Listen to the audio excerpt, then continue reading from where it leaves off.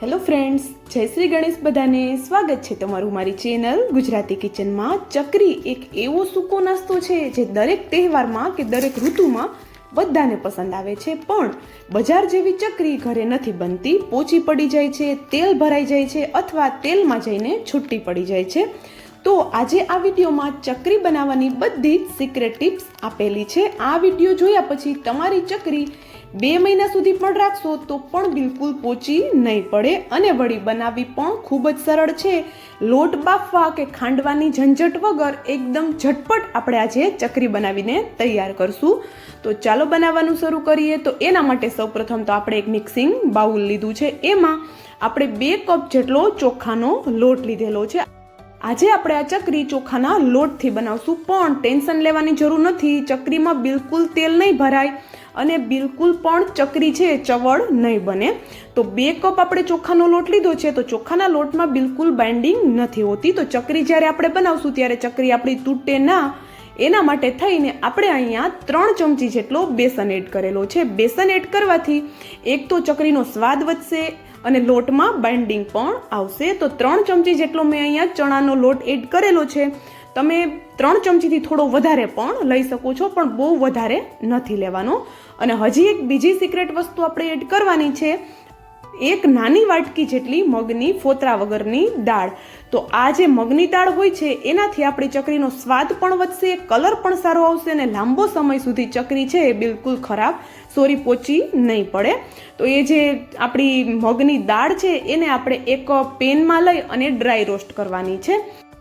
તો દાળને આપણે વધારે રોસ્ટ નથી કરવાની, બસ 1 થી 2 મિનિટ જેવું જ દાળને આપણે શેકવાની છે. તો જો 1 થી 2 મિનિટ પછી દાળને આપણે એક પ્લેટમાં લઈ લઈએ અને એને આપણે ઠંડી થવા માટે સાઈડમાં રાખી દઈએ. સેમ જ વાસણમાં આપણે જે ચોખાનો અને ચણાનો લોટ લીધેલો છે એને પણ એડ કરી દઈએ અને આ બંને લોટને પણ આપણે હલકું એવું શેકવાના છે. તો આ ટિપ્સથી એકવાર ચકરી બનાવી જોવો, બિલકુલ ચકરી બનાવવામાં કોઈ જ પ્રોબ્લેમ નથી આવવાનો. ઘણી વખત ચકરી બનાવતી વખતે મોસ્ટ ઓફ બધાને એ પ્રોબ્લેમ થતો હોય છે કે ચકરી તળાયા પછી થોડી જ વારમાં સોફ્ટ પડી જતી હોય છે, પણ આ રીતે આપણે ચકરી બનાવશું. આ આટલી જ આપણી ટિપ્સ નથી, આગળ વિડીયોમાં આપણે હજી બીજી પણ ઘણી ટિપ્સ બતાવેલી છે, તો વિડીયો સ્કીપ કર્યા વગર જોજો. તો જો 1 થી 2 મિનિટ જ આપણે લોટ છે એને સરસ એવો શેકી લીધો અને એક બાઉલમાં પલટાવી લીધો. ત્યાં સુધીમાં આપણી દાળ છે એ સરસ એવી ઠંડી થઈ ગઈ છે. તો એને આપણે એક મિક્સરના જારમાં પલટાવી અને આપણે એનો લોટ બનાવી લેવાનો છે. તો જો આપણે લોટને કરકરો નથી રાખવાનો, એકદમ સરસ એવો સ્મૂથ એવો લોટ બનાવીને રેડી કરવાનો છે. તો લોટને પણ આપણે ચોખાના લોટ સાથે એડ કરી દઈએ અને સરસ એવો એક વખત આ બધા લોટને મિક્સ કરી લઈએ. તો આ 3 લોટથી આજે આપણે આ ચકરી બનાવશું અને જોરદાર એવી આપણે જેવી બજારેથી લાવીએ છીએ એવી જ ચકરી બનીને તૈયાર થશે. એમાં આપણે 2 થી 3 ચમચી જેટલા તલ એડ કરી દીધા, 1 ચમચીથી થોડા ઓછા અજમા એડ કરી દીધા અને 1/2 ચમચી જેટલું આપણે જીરું એડ કરી દીધું. સ્વાદ પ્રમાણે મીઠું એડ કર્યું, 1/2 ચમચી જેટલી હિંગ એડ કરી દીધી છે, 1/2 ચમચી જેટલો આપણે લાલ મરચું પાવડર એડ કરેલો છે અને કલર માટે 1/2 ચમચીથી પણ ઓછું આપણે હળદર પાવડર એડ કરેલો છે. 1/2 ચમચી જેટલો જ આપણે અહીંયા ધાણા જીરું પાવડર એડ કરેલો છે. બસ આટલા જ મસાલા આપણે એડ કરવાના છે.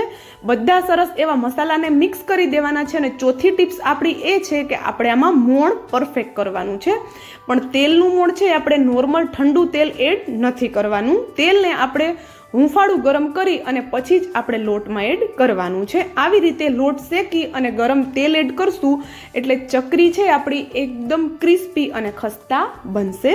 અને મોણ એડ કર્યા પછી મોણને લોટના કણે કણમાં આવી જાય એ રીતે આપણે સરસ એવું મિક્સ કરવાનું છે.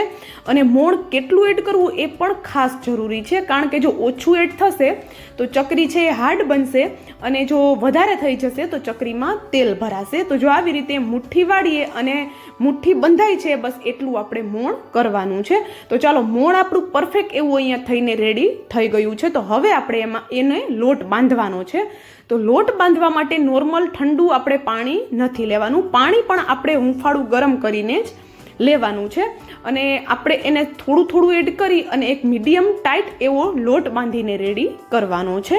તો જો ચોખાનો લોટ છે એટલે ઠંડા પાણીથી લોટ બાંધશું તો એમાં જલ્દીથી બાઇન્ડિંગ નહીં આવે, લોટ એકદમ છૂટો અને કોરો લાગશે. પણ જો ગરમ પાણીથી બાંધશું તો એકદમ સરસ એવો લોટ બંધાઈને રેડી થઈ જશે. તો આ વિડીયોમાં આપેલી બસ નાની નાની બધી ટિપ્સનું ધ્યાન રાખી અને ચકરી બનાવશો એટલે ક્યારે પણ તમારી ચકરી ખરાબ નહીં થાય અને દર વખતે પરફેક્ટ બજાર જેવી જ ચકરી બનીને તૈયાર થશે. તો જો અહીંયા આપણે થોડું થોડું પાણી એડ કરી અને લોટ બાંધી લીધો છે અને લોટ જો હું તમને બતાવી દઉં કે મીડિયમ ટાઈટ એવો લોટ આપણે રાખેલો છે, વધારે ટાઈટ પણ નથી અને એકદમ સોફ્ટ પણ નથી. તો ચલો લોટ બંધાઈ ગયો છે તો રેસ્ટ આપણે લોટને બિલકુલ નથી આપવાનો. તો તરત જ આપણે એમાંથી ચકરી બનાવશું. તો ચકરી બનાવવા માટે આપણે અહીંયા એક આવી રીતે સંચો લીધો છે અને જે સ્ટારવાળી જારી હોય છે એ લઈ લીધી છે.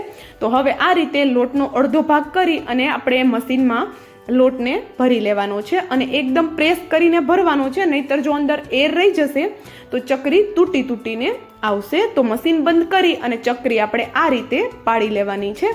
તો જો તમે ક્યારેય ચકરી ન બનાવી હોય તો 1 થી 2 ચકરી બનાવવામાં તમને પ્રોબ્લેમ આવશે, પછી તમે એકદમ ઝટપટ ચકરી બનાવીને તૈયાર કરી શકશો. તો જો બનાવવું એકદમ સરળ છે ચકરી, આવી રીતે મશીનને હલકું હલકું ફેરવવાનું છે અને હાથને પણ આ રીતે ગોળ ગોળ ફેરવવાનો છે અને અંદરનો છેડો અને બહારનો બંને છેડાને આપણે આવી રીતે હલકો એવો પ્રેસ કરી દેવાનો છે, જેથી કરીને તેલમાં જઈને ચકરી ખુલે નહીં. અને હા, એક મેઇન વાત કે ચકરી છે એને તળવા માટેની પણ એક ટિપ્સ હોય છે. એ રીતે જો તમે ચકરી નહીં તરો અને બાકી બધી પ્રોસેસ ફોલો કરી લેશો અને તો પણ તમારી ચકરી સોફ્ટ પડી જશે. તો ચકરી કઈ રીતે તરવી એ પણ આપણે અહીંયા ખાસ જોવાનું છે. તો પહેલાં જો આપણે બધી ચકરી એ રીતે બનાવી લીધી છે તો અહીંયા જો 2 કપ લોટમાંથી આપણી ઘણી બધી ચકરી બનીને તૈયાર થઈ ગઈ છે. તો હવે ચકરી કઈ રીતે તળવી એ પણ હું તમને આગળ વિડીયોમાં જણાવું છું.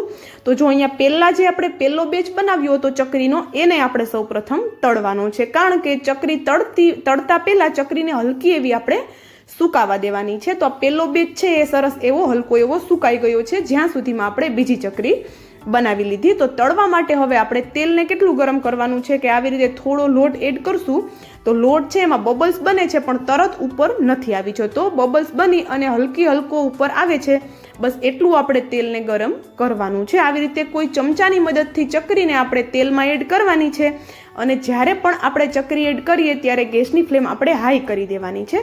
તેલ આપણે મીડિયમ ગરમ કરવાનું છે પણ ચકરી એડ કરતી વખતે ગેસની ફ્લેમ હાઈ કરી દેવાની છે. અને જેવી આપણી ચકરી એડ કરી દઈએ આપણે અને હલકી એવી એ ક્રિસ્પી થવા લાગે પછી આપણે ગેસની ફ્લેમ એકદમ સ્લો કરી દેવાની છે. તો જો આપણી ચકરી છે એકદમ સરસ એવી હલકી હવે ક્રિસ્પી થવા લાગી છે તો હલકા હાથે આપણે એને પલટાવશું અને ગેસની ફ્લેમ સ્લો કરી દઈશું. જો ફાસ્ટ ગેસની ફ્લેમ પર તમે ચકરીને તળી લઈશો તો ચકરી ઉપરથી એકદમ ક્રિસ્પી થઈ જશે અને ગરમ હશે ત્યારે તો તમને ક્રિસ્પી જ લાગશે, પણ થોડો ટાઈમ રહેશે એટલે એકદમ સોફ્ટ પડી જશે. તો એવું ન થાય એટલા માટે આપણે અહીંયા ચકરીને મેં જે પ્રમાણે જણાવ્યું છે એ પ્રમાણે તળવાની છે. તો એકદમ સરસ એવો કલર ચેન્જ થાય ત્યાં સુધી ગેસની ફ્લેમ સ્લો રાખીને જ આપણે ચકરીને હવે તળશું અને વધારે વાર આપણે એને ફેરવ પણ નથી કરવાનું ચકરીને. અને તમે જોઈ શકો છો વિડીયોમાં કે આપણી એક પણ ચકરીનો શેપ ખરાબ નથી થયો કે એક પણ ચકરી તૂટી નથી, તેલમાં જઈને છૂટી તો બિલકુલ નથી પડી. અને જો તમને આ રીતે ચકરી બનાવવાનો વિડીયો પસંદ આવ્યો હોય તો પ્લીઝ વિડીયોને એક લાઈક અને જો ચેનલ પર નવા હોય તો જલ્દીથી ચેનલને સબસ્ક્રાઇબ કરી દેજો. સાથે જ બાજુમાં આપેલા બેલને પણ પ્રેસ કરી દેજો, જેથી કરીને આવી જ નવી રેસીપીની નોટિફિકેશન તમારા સુધી પહેલાં આવે. તો એ જ રીતે બીજો બેચ પણ આપણે તળી લઈશું અને ફરી પાછું કહું છું કે ચકરી હલકી એવી સુકાય પછી જ આપણે તળવાની છે, જેથી કરીને એનો શેપ ખરાબ ન થાય. તો બીજો બેચ પણ આપણો અહીંયા તળાઈને રેડી થઈ ગયો છે અને જો તળાઈ ગઈ છે ત્યારે જ તમને ખબર પડતી હશે કે ચકરી છે એકદમ જોરદાર એવી ક્રિસ્પી બની ગઈ છે અને ગમે એટલો ટાઈમ તમે આને રાખશો તો પણ બિલકુલ સોફ્ટ નથી પડવાની. તો ચોક્કસથી આ રીતે દિવાળીના નાસ્તા માટે ચકરીની રેસીપી ટ્રાય કરી જોજો. And thank you for watching.